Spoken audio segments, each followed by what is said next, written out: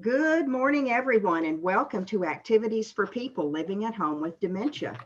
We are proud to offer this series with funding from the Area Agency on Aging and the United Way of Tarrant County. These programs are recorded and are made available for viewing through a YouTube channel for future use. I am your host for today. Our topic today is horse racing, brought to us by Peggy Spear with the Amon Carter Museum of American Art. Boy, I can't wait to see what she's got to say about horse racing with this season of the year. Peggy, Yes. talk about All right. horses. Good morning, Miss Nancy. Hey, Nancy. Nancy. Hey, Nancy. Good morning. All right. Are we seeing it? We Yes. are. Yep. All right. So we're going to look, mostly it's all photographs. I thought we might have some prints in our collection, but it turns out we've got a lot of photographs, which makes sense given the topic. People could easily bring cameras to these events.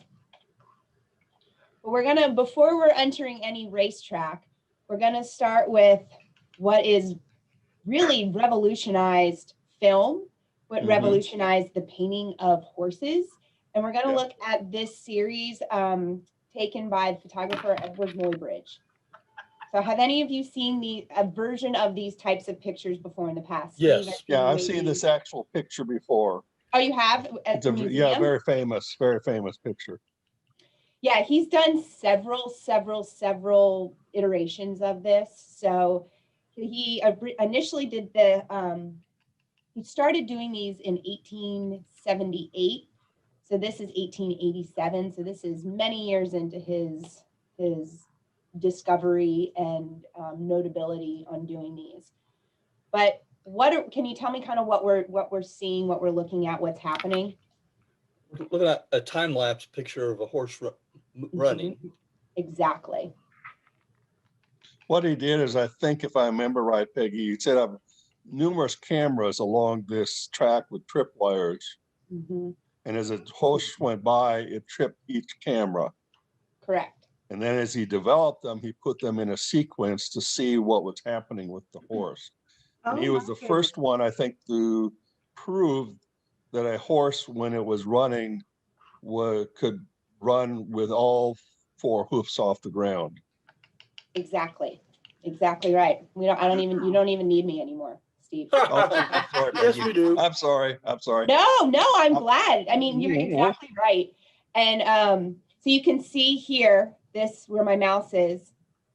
This is the image where all four hooves are off the ground. And you're exactly right. The human eye was not able to make that distinction while it was watching a horse trot or gallop when and if all four hooves were off the ground. So before these photographs, artists of every medium, painting, drawing, you name it, would have either the horses almost in that hobble horse where all four hooves are splayed, the front are pointing back or forward, and then the back legs are pointing to the rear so that it's kind of splayed out, or one hoof would always be on the ground. Mm-hmm. And that was just how artists depicted it. Was accepted, and that's how it was. But then what Steve was saying, this revolutionized because he was able to capture that exact moment where all four hooves were off the ground. So this changed moving forward how artists depicted horses on canvas, in drawings, you name it. And so, for example, even Remington in our own collection, you could see that transition of horse legs and how that started happening with really notable artists. So what he would do is exactly right. In this instance, he had 12 cameras set up, and the breast of the horse or the leg of the horse is what would trip that wire that was attached to an electromagnetic circuit. And when it would pull, it would trigger that shutter to capture the image. So it happened very quickly. Oh, say that again. So he could have just as easily have not captured the one with all four off. Yeah. Yes. Yeah. Wow. And so it took, there were all these claims that he had been doing them earlier than when we have the actual negatives of when it did come through. There were a lot of skeptics in the beginning that he was manipulating the film, and he was trying to prove, like, look at my negatives, to people who knew how to work with film and develop film. I'm not manipulating my negatives. This is exactly how it's happening, and I'm able to capture it. But a lot of those negatives don't exist, or we can't find them. So eventually, it was in July, I think, of 1878. There were people there. They watched it all happen. They saw the negatives, and then almost instantaneously, this spread like wildfire, and overnight she changed the game. And so not this particular one, but the first one was at a racetrack at what is now Stanford University in California, in Palo Alto. And so, but he's at one number I saw that said he's taken over 100,000 photographs of humans and animals in locomotion. Wow. So Peggy, is there a relationship between the head-on pictures at the bottom and the frames that are in the top? He's got them corresponding numbers. So you can see there's 6, 5, 4, and then down here you've got 6, 5, 4. So I think there were, the 12 cameras lined up, and then there was just one camera in the front just taking the same number. So you can see from 2 different angles what that positioning or that gate looks like. Okay.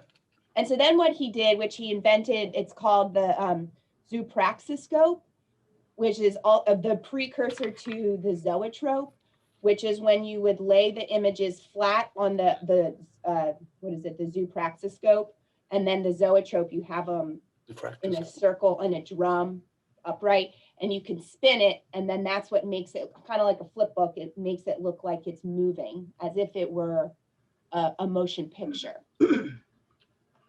So those inventions, his discovery, is then what really started. It was an intermediate transition between the still life and then, or the stop motion and motion picture. We can thank old Muybridge for it.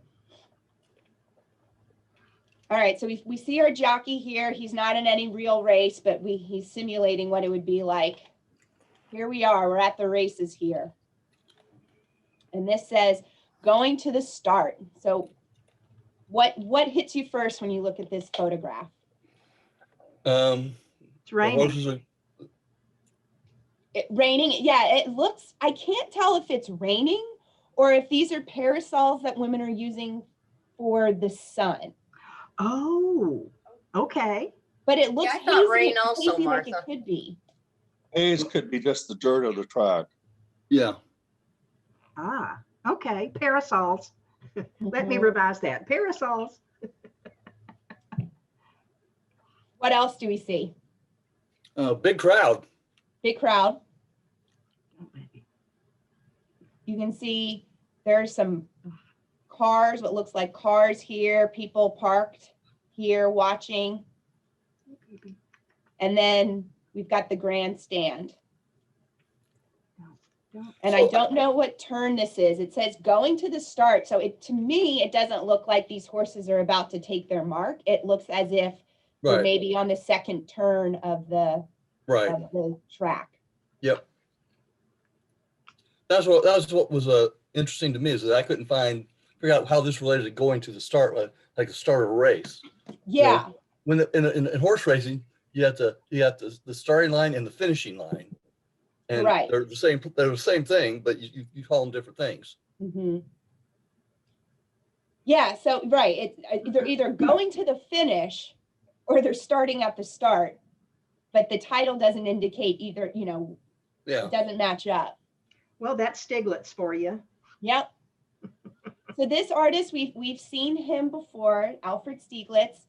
He big photographer, big name photographer, working out in New York, and he was married to Georgia O'Keeffe. It's that same person, and he was really very responsible for this idea of pictorialism, this we've talked about this style before, but this softening of the image through the photograph. It was meant to create a mood or tell a story versus the crisp lines, the documentary style photography was usually used for prior to this.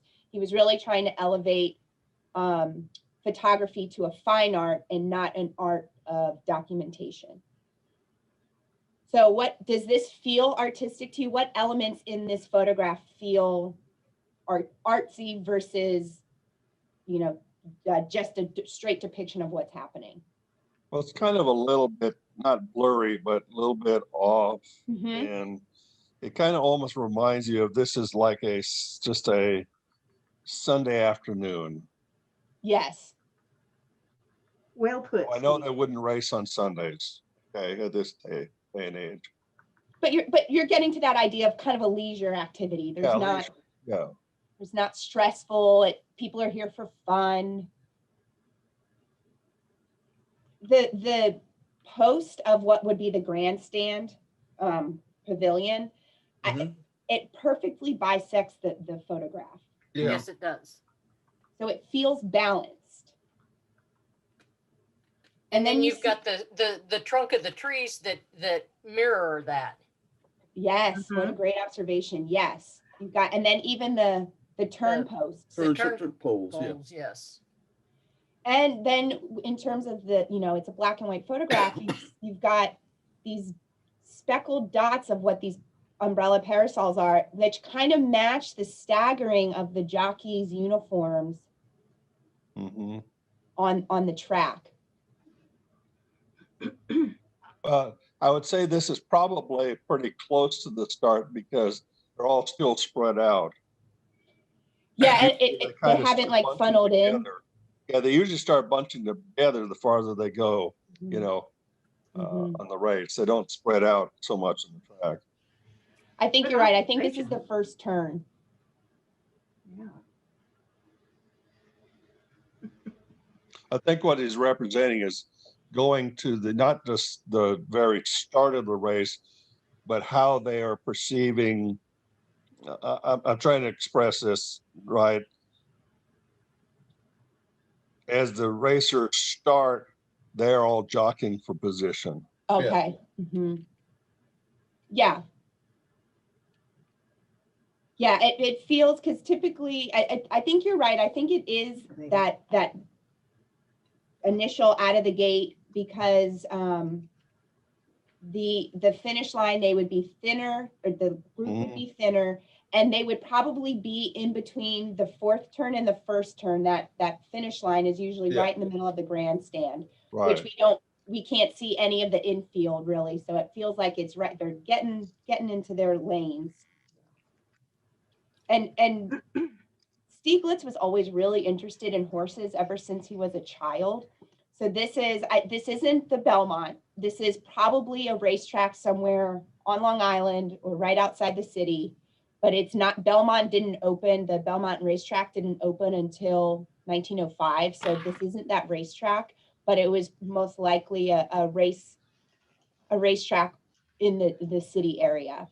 And so this was something that this time in the country, people were looking for these types of things, whether it was going to the opera or, things were ramping up, going to circuses or Cirque du Soleils and burlesque shows. There was this interest in going to these types of events for the social outing, like Steve alluded to, the leisure, the fun of it. And so this feels like it would be a fun event. I don't know about you guys, but I would definitely love to be at something like this. You like going to a car race today? Yes. Mm-hmm. Always turn left. Or a motorcycle or something, like that, racing. Yeah. And I grew up in the north, and steeplechases and horse races were, because Pimlico was in Baltimore, so horse racing was a big deal up where I grew up. And then Belmont, of course, is in New York, so that was another big horse racing. Did you ever go to a race, Peggy? Yeah, but we weren't the people in the grandstand. We were the people in the infield. Okay. I don't know if I ever saw a horse at the Preakness, but we were there. I'm taking People a always- look at the parasols, and a lot of them are scalloped, Yes. fancy and scalloped. And right next to the camera, the men are all in either bowler hats or squash hats. Yeah. Mhm. That's So true. this does look like a Sunday outing. Very good observation on the clothing. Yeah. So it's fancier. I mean, Yeah. there seems to be a bit of not clout, but a bit of importance to attending something like this. At least definitely sitting here in the grandstands, you probably look nicer than maybe some of the people who just pulled up and parked outside the track, which is a great segue into our next photograph by Edward Steichen. And so here, this is a steeplechase, so a different type of horse race, but a horse race nonetheless. And it's entitled Steeplechase Day, Paris, After the Races. So can you tell me what you see here? It's like people are going to move around like the horses are already past them. Exactly, yeah. Because this one, that steeplechasing is like golf. You know, people are all over the course watching them, but you can't see the whole race from one spot. Right. Yeah, Really? especially this in Paris, you know, each country kind of does their steeplechases a little different than the country next to them. So, you know, I'm not sure where this particular track, or it wasn't a track, field was. So some of them are really, really big, and you're right, you only get to see part of it when the horses are in the area where you are. And then some of the steeplechase fields are very compact, and it's more focused on the jumping versus the flat running. Yeah. But here, you're right, there's movement, and that's exactly what this artist was trying to capture, kind of the dynamic situation and event that was happening at the horse races. And granted, we don't see the horses are probably already run. People's backs are to what would have been the horse field, you know, track. So you're right, horses take second fiddle to what feels like is the social outing of the whole Right, day. the socialization of it, the gathering, the talking, you know, I'm sure the ladies are comparing fashion as Mhm. well as Mm-hmm. the horses, you know, probably fashion more than the horses. Yeah. You're exactly right. Then Steichen was so interested in this social forum of the steeplechase, because it was really like you go to be seen and you go to see, and the backdrop are horses, but it's not about the horses. Fort Right. Worth Colonial is exactly like that as well. Yeah. They used to get dressed up to the nines. They don't Oh, yeah. so much anymore. Or less, depending on what year you went. Yes, yes. People like Cullen Davis, when he was married to Yeah. Priscilla, Yeah. they would get all gussied up to go to watch golf. Yeah. Yeah. Yeah, there are very few events, especially sporting events, that I can think of these days that people really turn out in. I mean, there is very much that social aspect, but it's not the way it once was, where, you know, even now, if you go to the Derby, people get really dressed up, and you know, Preakness and Belmont, just because it is part of the Triple Crown, but it's only if you're in the grandstand. And then if you're in the infield, you're wearing jean shorts and a t-shirt or bathing suit top or whatever. I mean, Yeah, exactly. It's that's very much like car racing, the NASCAR racing, where it's So these people look like they're not only fashionable, but they look like they're wealthy. Mhm. Yes. They do. And this was upper class for sure. Steichen and Stieglitz worked together, were very good friends. So they, the photographer from the last picture and this photographer worked together, and Steichen was in Paris looking for, at this particular time he wasn't, but would go to Paris to find other artists to display in New York that were on the up and up, the avant-garde. And when he wasn't working in that capacity, Steichen would be taking portraits of wealthy Americans that were expats or studying, you know, for some reason abroad in Paris, which then introduced him to this society within Paris that he got to go to this event. And he writes about this particular photograph. I borrowed from a friend a German hand camera and made my first attempt at serious documentary reportage. I went to Longchamp races and found an extraordinarily dressed, and can't read my writing, something audience, obviously more interested in display and viewing the latest fashions than following the races. So you were exactly right, Steve.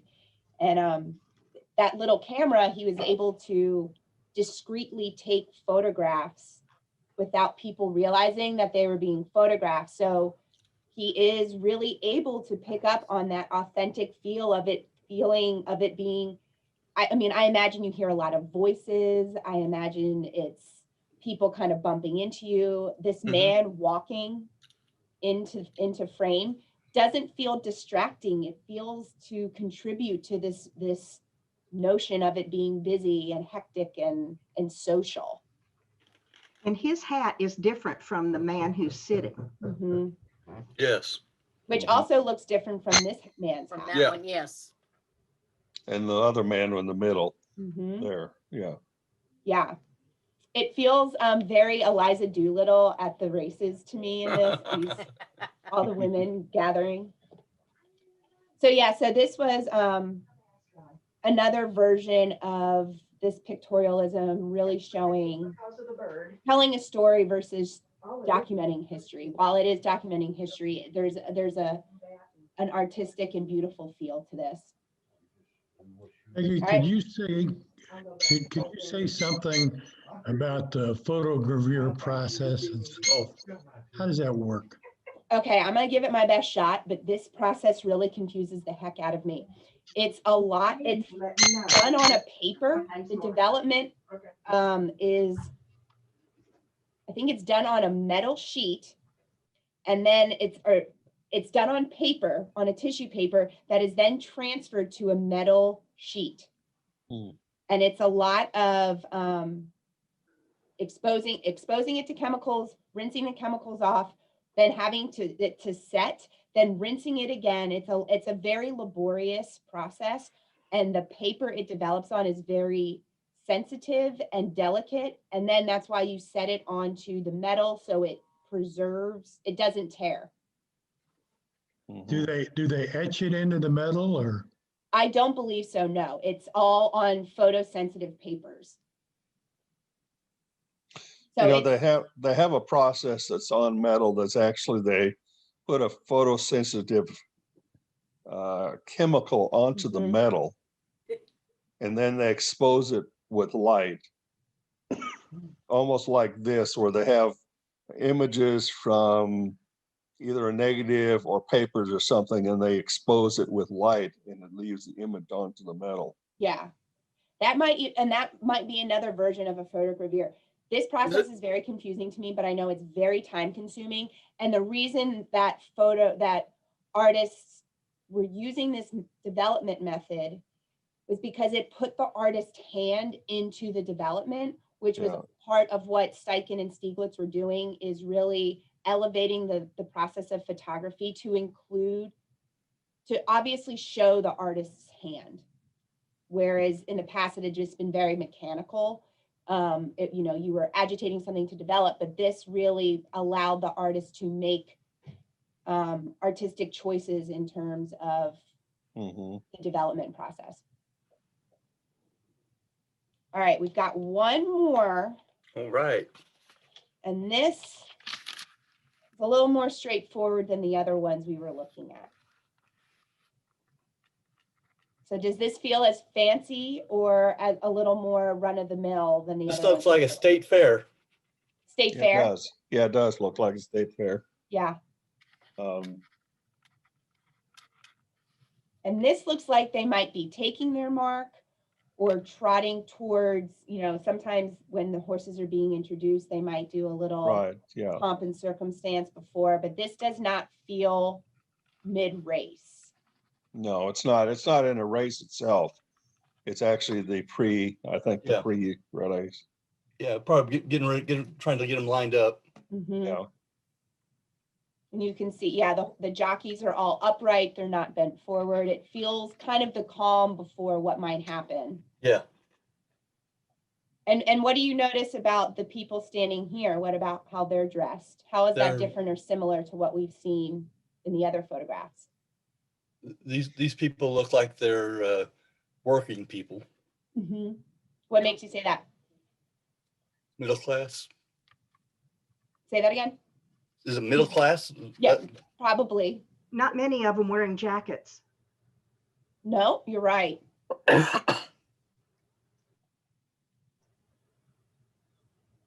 It seems they're it's a black and white. There's not a lot of color. Exactly. Yeah. Not much texture or detail. Now, even the women's hats are dark even. Yeah. Mm-hmm. And there's only a couple women's hats there. 1, 2. There's the one to the left there of you where your cursor is. Where I'm not sure I'm seeing it. See the tall, okay, where you are, they're right there. Here? Yeah, no, up above, just above. There. It's actually a man. That's man? Okay. Oh, yeah. Okay. Yeah, the women's hats are typically the wider brimmed. Well, it could look kind of wider brim because of the at least in our perspective. Mm-hmm. Yeah. Okay. Yeah, and she did in this. She took a bunch of photographs. Claire Cipral was Canadian, moved down to Buffalo, New York, and then from Buffalo, New York, moved down to New York City. So this is again probably another racetrack, and then eventually moved up to Vermont. So this is another northeast racetrack somewhere. But she in this series of photographs that she took, there are images of men and women gambling and exchanging money and things like that. So she was really focusing on the gambling aspect of the ponies versus the social aspect, which is social, but not the elitist feel that we might have gotten from the other couple of photographs. I think, as Don says, it's more like a county fair. It's more of a smaller track. Yeah. It's not a big one. Not in the middle of nowhere. Yeah. Yeah. I'm going to have to leave. Thank you, folks. Thank you, Peggy. Tomorrow, Great. I love you. 10 And o'clock we'll see tomorrow. you folks tomorrow. 10 o'clock tomorrow. Yep, 10 o'clock. Bye. Okay. Yeah, so she, and this particular photographer, so Claire Cipral was well known in her day. She took, while we're seeing here what kind of feels like a lifescape event, she was really known for taking portraits of famous people. So portraits of Einstein, Stieglitz, other notable actors and politicians of the day. So this isn't what put her on the map, so to speak, but she had a lot of these photographs in her collection. And she was the first female artist to enter the MoMA collection in New York City. So she was doing good things in her day and and had the recognition for it as well. All right, well, those are my horse pictures for the day.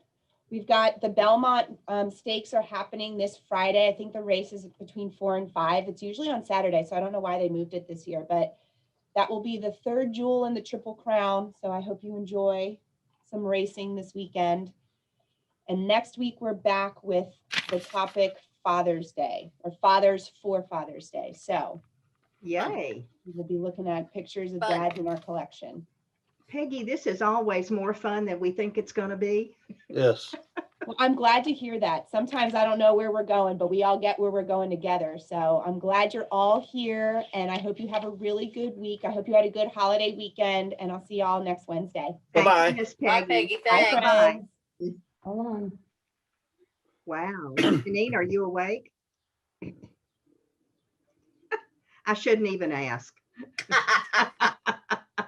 Right, Don. everybody. I have to Okay, go. Don, for tomorrow, starting at 10 o'clock tomorrow with a different login that Gail's going to send to you. Memories International, we're doing another Jukebox Days.